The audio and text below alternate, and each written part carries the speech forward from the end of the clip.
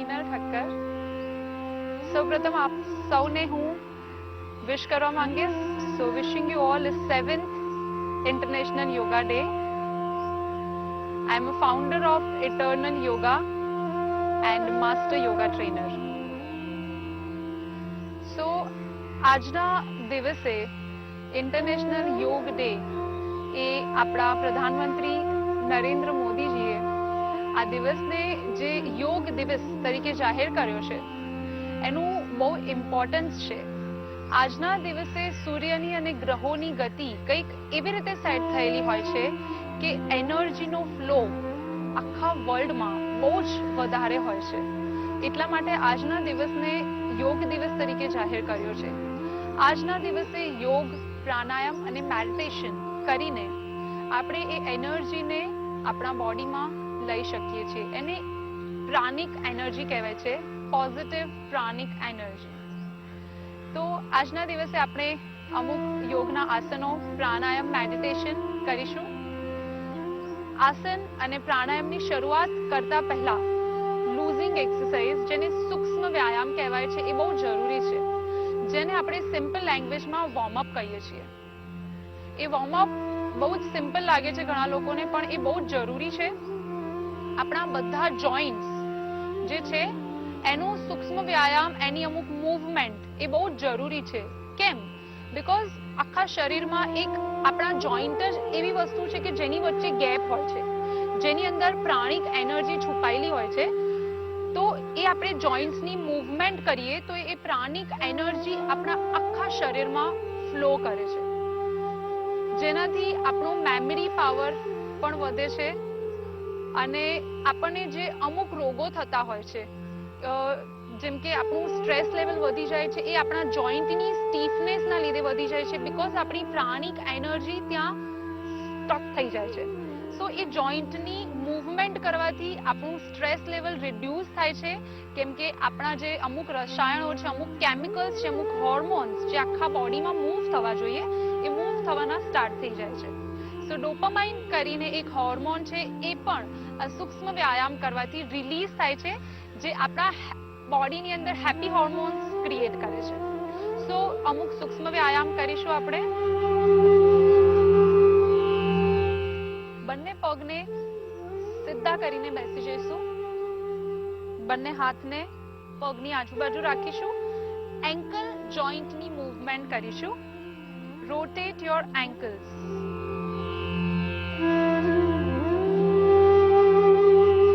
Check નીચે જશે અને જેટલું બને એટલું ખેંચીને એને ઉપર લઈ આવીશું.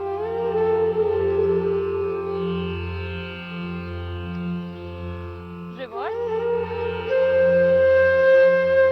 રિવર્સ રિવર્સ મૂવમેન્ટ કરીશું. 3 4 એન્ડ 5. હવે આપણે નીની મૂવમેન્ટ કરીશું. ની જોઈન્ટને રિલેક્સ કરવાનો પ્રયત્ન કરીશું.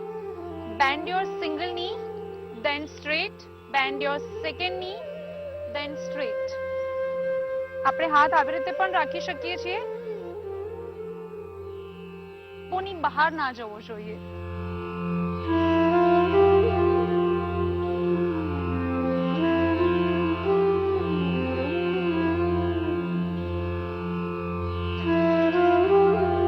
થાઈ જોઈન્ટ્સની મૂવમેન્ટ કરીશું. પોઝિશનમાં લઈ આવીશું, પાછા સીધા કરી દઈશું. 2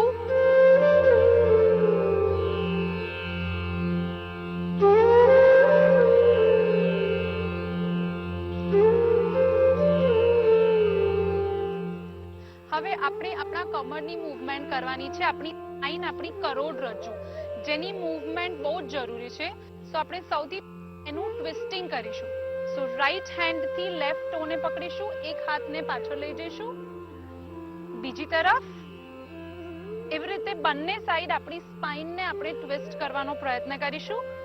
2 3 જેટલું બને એટલું પાછળની તરફ ટર્ન કરવાનું.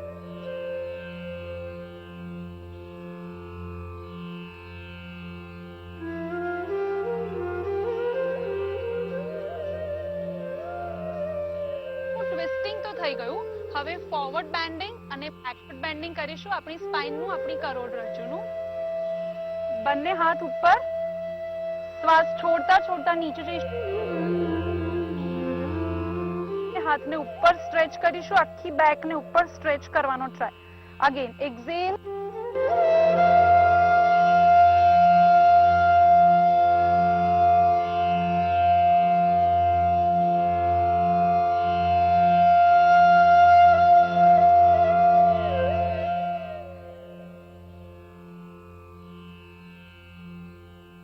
હવે આપણે આસનોની શરૂઆત કરીશું. ઊભાના અમુક આસનો આપણે કરીશું. સૌથી પહેલા આપણે કરીશું વીરભદ્રાસન. વીરભદ્રાસનના સિરીઝના 2 કે 3 આસનો છે જે આપણે કરીશું. એના અમુક વેરિએશન્સ છે જે પણ હું તમને બતાવીશ. સૌથી પહેલા બેસિક વીરભદ્રાસન કરીશું. વીરભદ્રાસનમાં આપણો એક પગ આગળ રહેશે, બીજો પગ પાછળ રહેશે. આગળનો જે પગ છે એનો ની 90 ડિગ્રીના એંગલ ઉપર બેન્ડ થવો જોઈએ. પાછળનો પગ ટો ઉપર અને એનો ની સીધો. બંને હેન્ડ્સને ઉપર લઈ જઈશું અને બોડીને ઉપરની તરફ ખેંચવાનો પ્રયત્ન કરીશું. બેક સીધી રહેવી જોઈએ, આગળ કે પાછળની તરફ બેક ઝૂકશે નહીં, સ્ટ્રેટ. એ જ પોઝિશનમાં ઊંડા શ્વાસ લઈશું અને આપણા બોડીના જે પાર્ટમાં આપણને સ્ટ્રેચ ફીલ થાય છે એને જોવાનો પ્રયત્ન કરીશું. આના અમુક વેરિએશનમાં આપણે હાથ પાછળ રાખીને પાછળની તરફ સ્ટ્રેચ કરી શકીએ છીએ. બંને હાથને ઉપર નમસ્કાર મુદ્રામાં લઈ જઈ બોડીને પાછળની તરફ સ્ટ્રેચ પણ કરી શકીએ છીએ.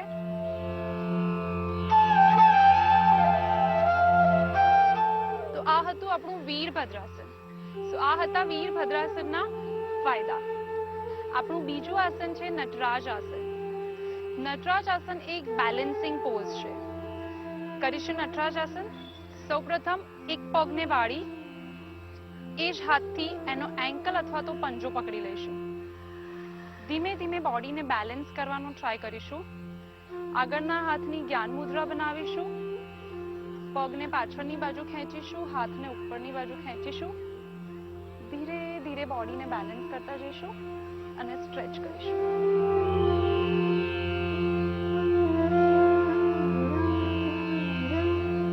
આવી જ રીતે બીજા પગે પણ કરીશું. નટરાજ આસનના ફાયદા. નટરાજ આસન એક બેલેન્સિંગ પોઝ છે, એટલે કે તમારા માઇન્ડને સંતુલિત કરે છે. જ્યારે તમારું મગજ શાંત હશે, મગજ સંતુલિત હશે તો જ તમે તમારા બોડીને બેલેન્સ કરી શકશો. બીજું, આપણા જે પગના સ્નાયુઓ છે એને મજબૂત કરે છે, કેમ કે આપણું બધું જ વજન આપણા એક જ પગ ઉપર આવે છે. જે લોકોને ની પ્રોબ્લેમ છે એ લોકો સ્ટાર્ટિંગમાં થોડુંક બેલેન્સ લઈને કરશે. ધીમે ધીમે તમારું બેલેન્સ લાગે, તમારો ની થોડો સ્ટ્રોંગ થાય, તમારો ઘૂંટણ થોડો સ્ટ્રોંગ થાય, એના પછી જ આપણે વિધાઉટ બેલેન્સ સ્ટ્રેચ કરવાનો ટ્રાય કરીશું. કોઈ પણ બેલેન્સિંગ પોઝ એ તમારા કોર મસલથી થાય છે. સો તમારું કોર અગર સ્ટ્રોંગ હશે તો જ તમારાથી બેલેન્સ થશે. And vice versa, balancing pose કરવાથી તમારું કોર એટલે કે તમારું એબ્ડોમેનના મસલ્સ છે એ થોડા સ્ટ્રોંગ થાય છે. હવે આપણે બેઠાની સ્થિતિમાં એક આસન કરીશું. આસનનું નામ છે અર્ધ મત્સ્યેન્દ્રિયાસન. બંને પગને સીધા રાખીશું. એક પગને વાળી અને બીજાની ઓપોઝિટ સાઈડ મૂકવાનો છે. જે પગ આપણો સીધો હતો એને વાળી અને બીજા હિપની નીચે મૂકવાનો છે. સો આવી રીતે આપણી સ્થિતિ રહેશે કે જે વાળેલો પગ છે એનો ની અને બીજા પગની હીલ બંને એક સ્ટ્રેટ લાઈનમાં આવે. જે પગ આપણો ઉપર છે એ હાથને પાછળ લઈ જઈશું અને આપણી સ્પાઇન ઉપર મૂકવાનો ટ્રાય કરીશું. જેટલો બને એટલો હાથ આગળ આવશે. બીજા હાથને ની અને ચેસ્ટની વચ્ચેથી કાઢી એન્કલ પકડવાનો ટ્રાય કરીશું.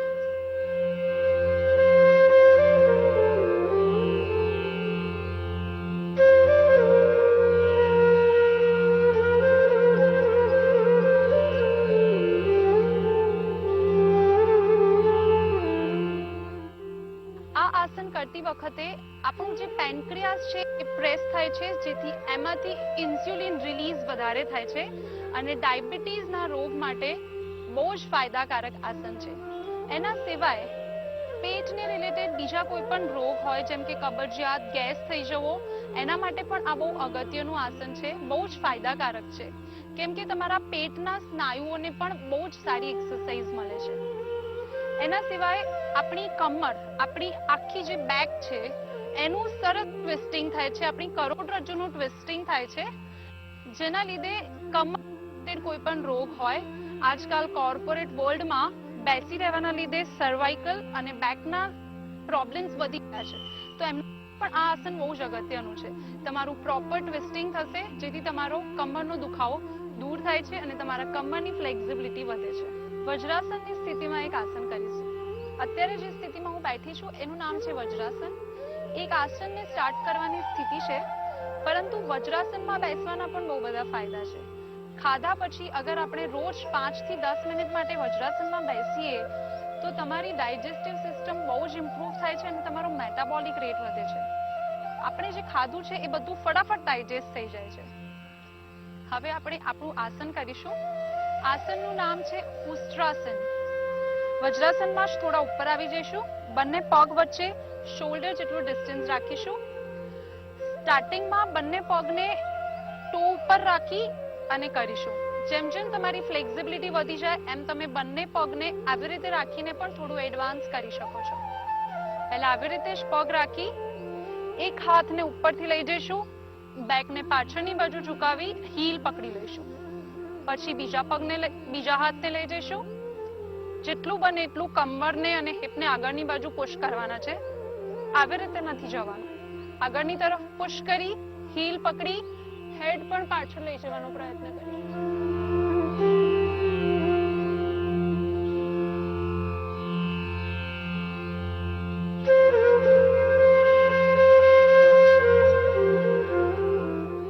ઉસ્ટ્રાસનમાં આપણે બેકને વધારે પડતી પાછળની તરફ લઈ જઈએ છીએ, એટલે ઉસ્ટ્રાસન કર્યા પછી તરત જ પાછું વજ્રાસનમાં બેસી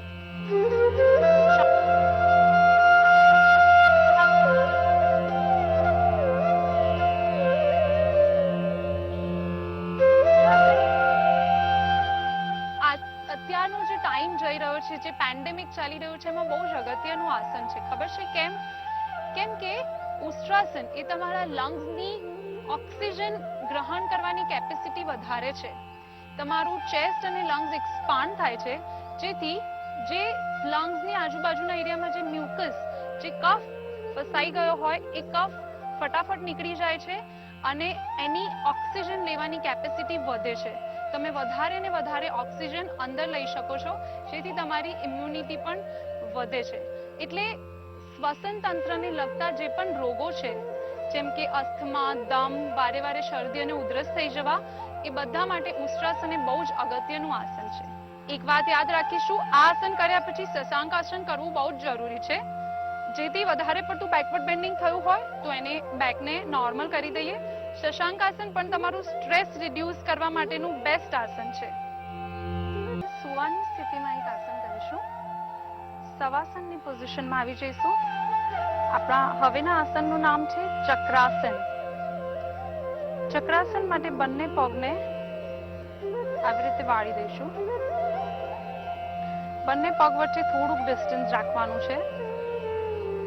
બંને હાથને ઊંધા કરી શોલ્ડરની આજુબાજુ મૂકી દઈશું. તમારી ફિંગર્સ તમારા શોલ્ડરને ટચ રહેશે અને રિસ્ટ બહારની બાજુ આવશે. હેડની એક્ઝેક્ટ આજુબાજુ બંને હાથને મૂકવાના છે. હાથ અને પગની ઉપર વજન આપી મિડલ બોડીને ઉપરની તરફ ઉઠાવવાનું છે. સૌથી પહેલા હિપ્સને ઉપર ઉઠાવીશું. હવે ધીરેથી હાથ ઉપર વજન આપી શોલ્ડર અને હેડને પણ ઉપર ઉઠાવી દઈશું.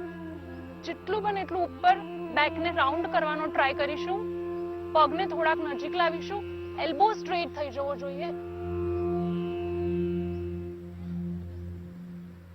આ જ પોઝિશનમાં ઊંડા શ્વાસ લઈશું, ઊંડા શ્વાસ છોડીશું.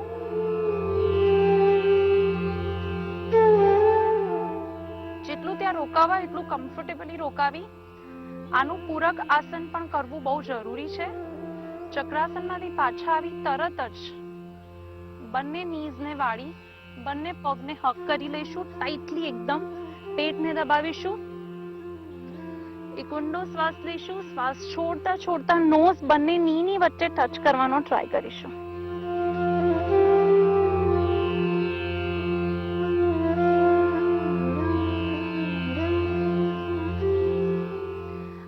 બીજું ચક્રાસનનું પૂરક આસન પવન મુક્તાસન. ચક્રાસન અને પવન મુક્તાસનના ફાયદા જોઈએ. ચક્રાસનમાં પણ આપણે બેકનું બેકવર્ડ બેન્ડિંગ કરીએ છીએ અને ચેસ્ટ અને લંગ્સને એક્સપાન્ડ કરીએ છીએ. તો ઉષ્ટ્રાસનમાં જે ફાયદા આપણને થતા હતા, અસ્થમા, દમ રિલેટેડ, લંગ્સને રિલેટેડ જે રોગો હતા, એના પણ સેમ ફાયદા આ આસનથી આપણને મળે છે. પરંતુ આમાં આપણા બેક ઉપર થોડુંક વધારે જોર પડે છે અને એબ્ડોમેન વધારે સ્ટ્રેચ થાય છે. જનરલી પેટની ચરબી ઉતારવા માટે બધા જ લોકો એબ્ડોમેનના ક્રન્ચેસ વધારે કરે, પરંતુ એનું સ્ટ્રેચિંગ પણ એટલું જ જરૂરી છે. આ આસન કરવાથી તમારા પેટની અને કમરના ભાગની ચરબી ઉતરે છે. સાથે સાથે પેટને લગતા રોગો જેવા કે કબજિયાત, અજીર્ણ, ગેસ વારે વારે થઈ જવો, અપચો, એ બધા રોગો પણ દૂર થાય છે. આ આસન જેને વધારે પડતું બેક પેન હોય એ લોકોએ નહીં કરવું જોઈએ, કેમ કે આપણે બેકનું થોડુંક વધારે કોન્ટ્રેક્શન કરીએ છીએ.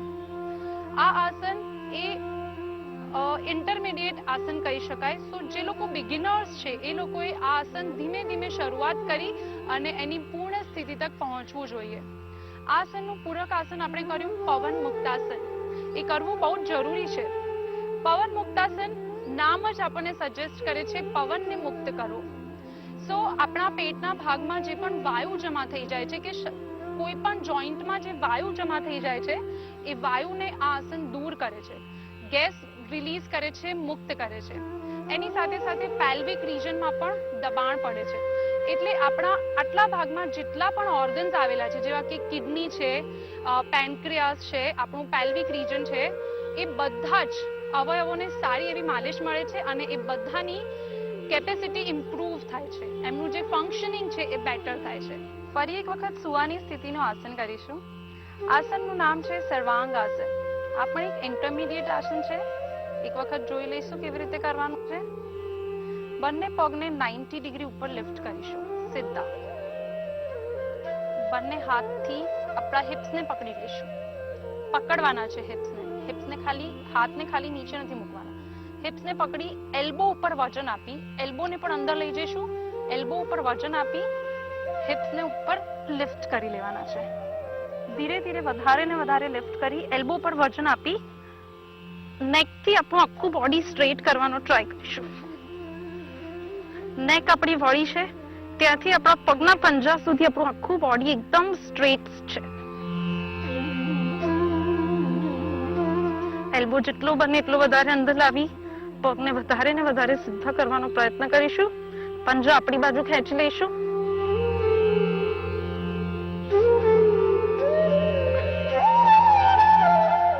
આંખ બંધ કરી બોડીના જે પાર્ટમાં સ્ટ્રેચ આવી રહ્યો છે એને ફીલ કરીશું, એને મહેસૂસ કરીશું. જેટલું કમ્ફર્ટેબલી આસનમાં રોકાવાય એટલું રોકાવાનો પ્રયત્ન કરીશું.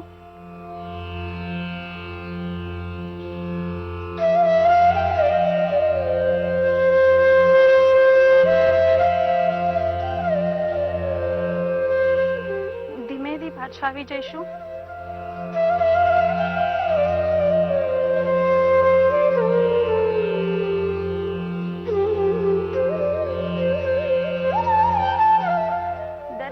પછી એક બે ઊંડા શ્વાસ લેવા બહુ જરૂરી છે.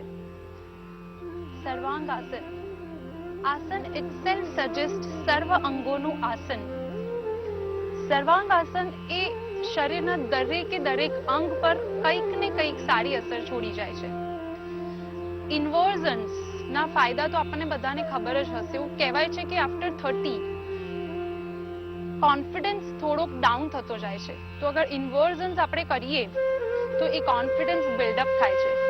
ઇન્વર્ઝન્સ જે લોકોથી ના થઈ શકે, જેમ કે પૂર્ણ શીર્ષાસન છે, હેન્ડ સ્ટેન્ડ છે, એ ના થઈ શકે તો આ એક સેમી ઇન્વર્ઝન કહી શકાય એવું આસન છે.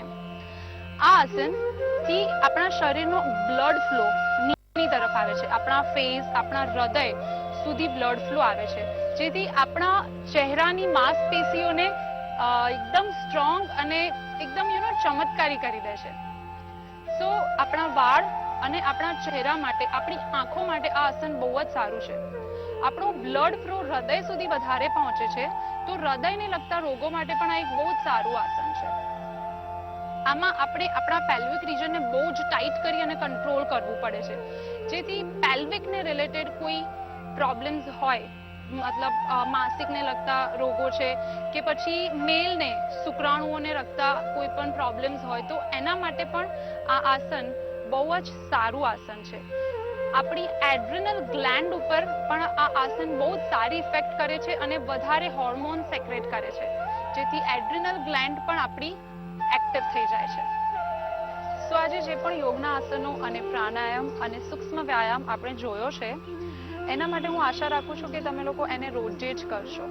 ઘણા બધા લોકોનું એવું હોય છે કે યોગ દિવસ જ્યારે છે ત્યારે કરવાનું, બીજા બધા દિવસોની જેમ વેલેન્ટાઇન્સ ડે હોય ત્યારે પ્રેમ કરવાનો, બાકીના દિવસે કશું નહીં. પણ યોગ દિવસ એ એવી વસ્તુ નથી કે આપણે એક દિવસ કરીને ફાયદા લઈ શકીએ. યોગ દિવસ એ એક શરૂઆત છે જે આપણે આખું વર્ષ એક આપણે પ્રોમિસ આપી રહ્યા છીએ કે આખું વર્ષ બીજો યોગ દિવસ આવે ત્યાં સુધી આપણે એને કોન્સ્ટન્ટ એટલીસ્ટ દિવસની 15 થી 20 મિનિટ કાઢીને તો કરીશું જ.